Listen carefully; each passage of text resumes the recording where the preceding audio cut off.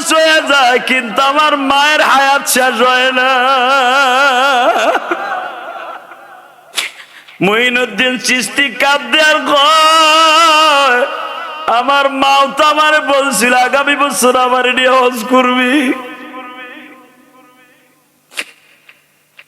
উসমান হারুনি কান্দে আর কয়, মুঈনুদ্দিন রে চাইয়া দেখ মা কারে কয়। ইলিয়াসুর রহমান জিহাদির মা দুধের দাবি ছেড়ে দিবি আমারে বলছিল বাবা। মায়ের এই স্বপ্নটা নিয়ে গোপালগঞ্জ থেকে বাংলাদেশের ঐতিহ্যবাহী মাদ্রাসা গৌহারডাঙ্গা পড়লাম। বাজারটা মাদ্রাসায় যখনই বিকাল হয়ে যাইতো সব ছাত্র ভাইরা ভালো ভালো দামি দামি জিনিস কিনিয়া খাইতো। আমার বাবা কোনোদিন বাবা বেশি পর্যাপ্ত পরিমাণ টাকা দেওয়ার তৌফিক ছিল না। গরিবের ঘরে জন্ম নিয়েছি বাবা, মনে অনেক কিছু খাইতে চাইতো, খাইতে পারতাম না। তার জ্বলন্ত প্রমাণ দিয়ে যায় আপনাকে এই মাদ্রাসায় বাবা অনেক গরিবের ছেলে আজকে পাগড়ি লয়ে গেল। দেখবেন ধনীর ছেলেরা স্কুল কলেজে পড়ে, মোটর সাইকেল হাঁকায়া স্কুল কলেজে যায়, আর এই গরিব মাদ্রাসায় ছেলেগুলা পড়ে বাবা ভালো একটা জুতা নাই, একটা চাদর নাই, ভালো একটা খাবার নাই বাবা। তারপরে কোরআনকে বুকের মধ্যে নিয়ে রাত ৩টা-৪টার সময় উঠিয়া তোমাদের এলাকার মুর্দাদেরকে জান্নাতের রাস্তা খুলে দেওয়ার জন্য আবার বাউলার কালাম ঝুলিয়া ঝুলিয়া হিফজুখানায় তেলাওয়াত করে বাবা। তুমি কি জানো এদের হেফজখানায় কোরআন তেলাওয়াতের কারণে এলাকার প্রত্যেকটা মুর্দাকে আল্লাহ মাফ করে দেয়। আমি আমার মায়ের জন্য আমার গ্রামের বাড়িতে একটা মহিলা মাদ্রাসা করতেছি, ৩ কোটি টাকা খরচ করে। আলহামদুলিল্লাহ বলেন না? বিশ্বাস করেন, এই বাড়িটা যখন আমি কিনি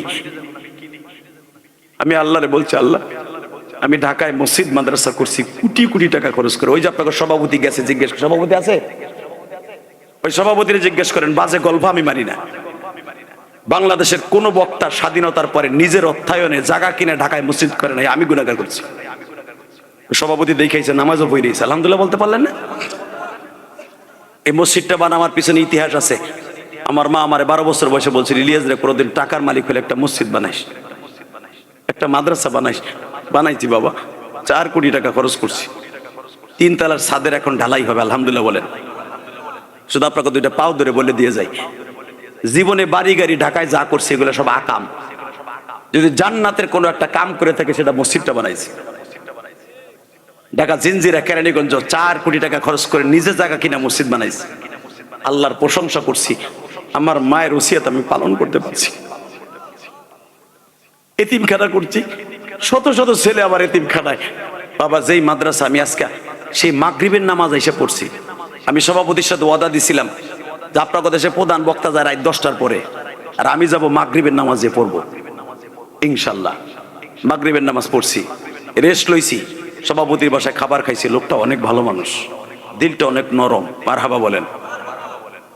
আমি বললাম জামালপুর আমি যাই না, বলে আমি আপনারে নিমু, বহুত আশা করে আইছি। অমক অমক বক্তা গেছে, আপনার যাইতে হইব। বাবা আমি আসছি, আপনি খুশি হন নাই? খুশি হয়েছেন? আমি আপনাদের চোখে পানি দেখছি, কসম কসম করে বলি, কিয়ামতের মাঠে যদি আমার মা জান্নাতে যায়, আপনার মাও জান্নাতে যাবে। আমি আমার জীবনের সবচাইতে বড় ব্যর্থ, আমি বাক হয়ে ডাকতে পারি না। যখন আমি এই জায়গাটা কিনছি বাবা, যে মহিলা মাদ্রাসা করতেছে আমার মায়ের জন্য, আমি বার কবরের কাছে যে প্রথম কাজ ছেড়ে বলছি, মা ও মা আমি তোমার জন্য গ্রামে আর একটা মাদ্রাসা করতেছি, মা এটার কথা তুমি কিন্তু বলে যাও না আমারে। তুই যখন মসজিদের বারান্দায় বয়ে বয়ে কাঁদতেছিলি তোর ওস্তাদের সাথে হজে যাবি, বাবা তোর কান্নাটা আমি স্বপ্নের মাধ্যমে দেখতেছিলাম। তুই যখন তোর ওস্তাদের কথা শুনে কাঁদতেছিলে, আমি মাও চোখের পানি ফেলাই রাত 3টার সময় কেঁদেছিলাম। আল্লাহ তুমি আমার মঈনুদ্দিন রে তার উস্তাদের সাথে হজের সফর সঙ্গী বানায় দাও। আমার জামালপুরের কলিজার টুকরা ভাইরা, আমি তোর দুইটা পাও ধরে বলে দিয়ে যাই, আজকে অতিথিদের সামনে একটা বাস্তব কথা বলে দিয়ে যাই রে ভাই, আমি ইলিয়াসুর রহমান জিহাদি আলেম হওয়ার পিছনে সবচাইতে বড় অবদান হলো আমার মায়ের। আমি কিন্তু আলেম পরিবারের সন্তান নয়, আমার নানা সিনে আলেম, আমার বাবার বংশে বাবা তখন একজন আলেম ছিল না। আমার বাবা আমারে মাদ্রাসায় পড়াইতে চায় নাই। আবার জনম দুঃখিনী মা বলেছিল, ইলিয়াস রে তুই যদি আলেম হস গো বাবা, আমি দুধের দাবি ছেড়ে দিব।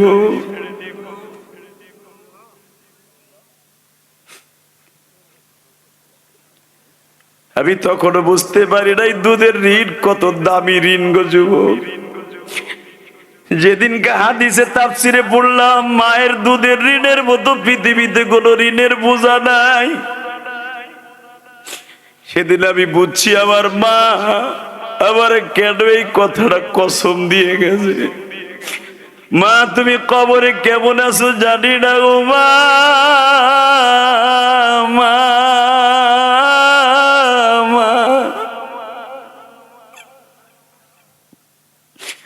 মা প্রতিদিন কাঁদি আর দোয়া করি মা জানো আমার মা কবরে ভালো থাকে গো মা। মঈনুদ্দিন চিশতির মা বলছে, আল্লাহ আমার মঈনুদ্দিন রে তুমি হজে লয়ে যাইবা। মঈনুদ্দিন তোর আমলের খাতিরে হজ নসিব হয় নাই বাবা, আমি মায়ের চোখের পানির খাতিরে আজকে তুই হজে যাইতাছস, কিন্তু হজে যাইয়া মালিক রে বুঝাইয়া কবি আগামী বছর যেন তুই আমারে লইয়া হজে যাইতে পারো। আমার কলিজার টুকরা জামালপুরের যুবক ভাইরা, আমি তোদের জন্য দোয়া করে যাই, কারণ আমার মাথার মধ্যে যে চুল দেখতাছো এই চুলটা মক্কার থেকে উমরা করে কেটে আসছি, এখনো বাংলাদেশে আইসা কোনো খুর বা বেলেট লাগাই নাই। আমি এই চুল দিয়া উমরা করছি এটা বলার উদ্দেশ্য নয়, আমার উদ্দেশ্য তোমরা আমার সাথে মুসাফির হিসাবে আজকে কেঁদে কেঁদে বলবা, আল্লাহ জীবনে একটা বার হলো যেন মারে নিয়ে হজ করতে পারি, মারে নিয়ে উমরা করতে পারি। বলেন তো আল্লাহু আকবার।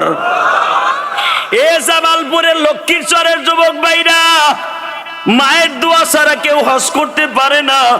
মঈনুদ্দিন চিশতি যখন হজে গেছে চোখের পানি ফেলাইয়া যুবক কানবি, দেখে একটা যুবক এরকম একটা জাকার মধ্যে টুরির মধ্যে কইরা কি যেন মাথায় লইয়া কাবা ঘরের পাশ দিয়ে ঘুরতাছে, টপ করতেছে। তার উস্তাদ ওসমান হারুনিরে বলে, উস্তাদ কি আপনি দেখেন তো এই লোকটা টুরির মধ্যে, যেই টুরিতে মানুষে বাজার করে নিয়ে ঘুরে, অথবা ধান পাট কি বলে আপনাদের জামালপুরে টুরি কয় নাকি না জাকা বলে, টুরকি। হ্যাঁ, তো এত বড় জাকার মধ্যে টুরকির মধ্যে কি লইয়া বেড়া তপ করতেছে কাবা ঘরের পাশ দিয়া। কে বেড়া ওখানে কাবা ঘরের পাশে যদি কোনো কিছু কেউ রাইখা দেয় কেউটা কেউ ধরে না, ওইখানে কারো মাল কেউ ধরে না, এমন একটা জায়গা। আর এ মাইক ঠিক করবি, এ ভাই এদিকে তাকান।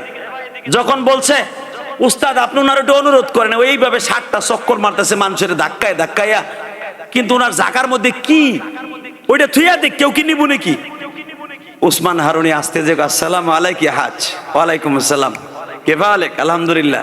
মিনাইনা জিতা, কোন দেশের তাইছেন? বলতেছে আনা ইরাক, আমি ইরাক থেকে আইছি। আমি আব্দুল্লাহ ইবনে মুবারক রহমাতুল্লাহ এলাকার মানুষ। সুবহানাল্লাহ জোরে বললেন না?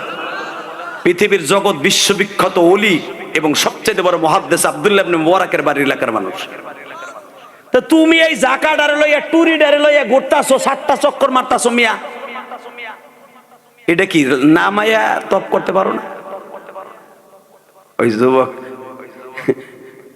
45 বছরে, সে যুবক না, ওই লোকটা বলতেছে এই টুরির মধ্যে দুনিয়ার কোনো জিনিস নাই, টুরির মধ্যে আমার জান্নাত। মঈনুদ্দিন চিশতি রহমাতুল্লাহ কিতাবের মধ্যে লেখছে, দেখবেন আমার বাপের বানানো কথা না। আজকে ওলিদেরকে নিয়ে বন্ডামি করো, জুতা দিয়ে বাইরে কপাল ফাটা হেলাবো, কথা ঠিক না? ঠিক। এটাই মঈনুদ্দিন চিশতির ইতিহাস জানোস? মইনুদ্দিন চিশতির ওস্তাদ ওসমান হারুনি বলতেছে, তো এই টুরির মধ্যে দুনিয়ার কোন জিনিসটা জান্নাত মানে বুঝে কত? বলে টুরির মধ্যে আমার জান্নাত মানে হুমা জান্নাতুকা ওয়া নারুকা। আল্লাহ রসুল যে বলছে মা বাবার জান্নাত মা বাবার জাহান্নাম, এই টুরির মধ্যে আমার 130 বছরের মা দুঃখে বসা। আমার মা দাঁড়াইতে পারে না, আমার মা 3 মাতে এক হয়ে গেছে, এইভাবে বসে থাকে আমার মা। এই বিদ্যা মায়ের লই এসুস কা? হজের শর্ত হলো পায়ে হাইটা হজ করতে পারে হে, তারপর হজ ফরজ। এই বিরিদ্যা মায়ের লই এসুস কা? বলে এইখানেই তো কথা। আমি এইভাবে শুধু এইবার না, আমি আমার মায়ের এইভাবে টুরিতে করে 9 বার হজ করেছি। আমার মা এই পর্যন্ত 35 বার হজ করছে। আমার মা যখনই আমি হজে আসা দেই, আবার বা পথের মধ্যে বলে বাবা আমার এইবার লয়ে যা, মনে হয় আমার মৃত্যুটা মক্কায় হইব, আবার মৃত্যুটা মক্কায় হবে মদিনায় হবে, বাবা বাবা এইবার লয়ে যা, আর ফিরাই আনতে হবে না। বিশ্বাস করে চোখের পানি দিয়ে আমি আল্লাহরে বুঝাই কইছি, আল্লাহ আমার মা আমারে জন্ম দিয়ে কোনোদিন ভুল করে নাই। আল্লাহ আমি আমার মায়ের জন্য মহিলা মাদ্রাসা করতেছি, আল্লাহ তুমি আমার মায়ের কবরে খবরটা পৌঁছে দিও। বাজার এই কথাগুলো শুধু আমি যে বলছি তা নয়, আমার এতিম নবীও বদরে যাইবার সময় 65 কিলোমিটার বাবা বদর থেকে নবীর নানার বাড়ি আমিনার কবরের পাশে দাঁড়ায় আমার নবী ওই কথাগুলো বলছিল, মা গো 6 বছর বয়সে তোমার সাথে নানার বাড়ি আসছিলাম বাবার কবর দেখতে, মা বাবার কবর দেখতে আইসাও তোমারে রাইখে গেছি মা।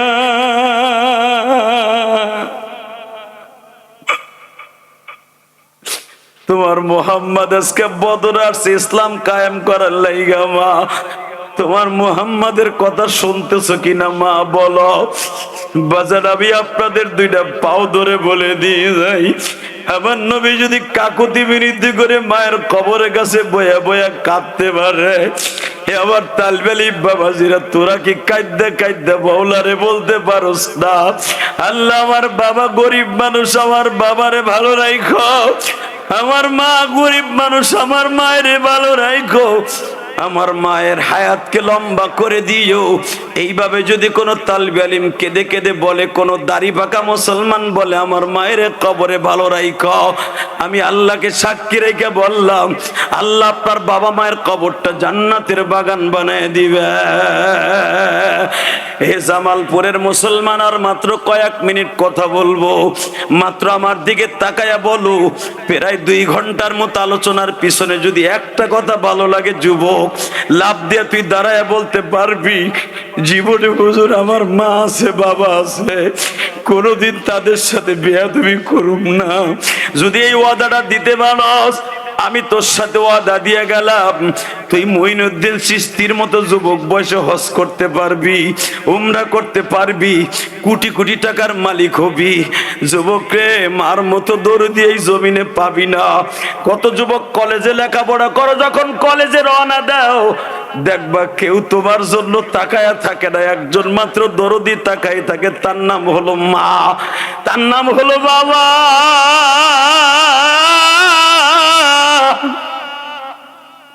আমার আব্বার বয়স 82 বছর বাবা। আমার আব্বা যখন ওই মাদ্রাসার কাজ চলতেছে, গ্রামের বাড়ি এবং টাউনের মসজিদের কাজও চলতেছে, আমার আব্বা গ্রামের মাদ্রাসার কাজ তদারকি করে আর বলে, ইলিয়াস রে আজকে যদি তোমার মা বাইসে থাকতো আর একটা ইটাও যদি গাথা দেখতো, মনে হয় তোমার মায়ের বুকটা ভরে যাইত। কলিজার যুবক, আমি তোদের বুঝাইতে পারবো না। মা বাবার যারা খুশি করতে পারবি তারাই জান্নাতি, তারাই জান্নাতি, তারাই জান্নাতি। মা বাবারে খুশি করতে রাজি আসো না নাই? খুশি আসো, রাজি আসো না নাই? করবার সবাই খুশি? 30টা সেকেন্ডে বলবো। তোর মা কিরকম হয়ে গেল কেন?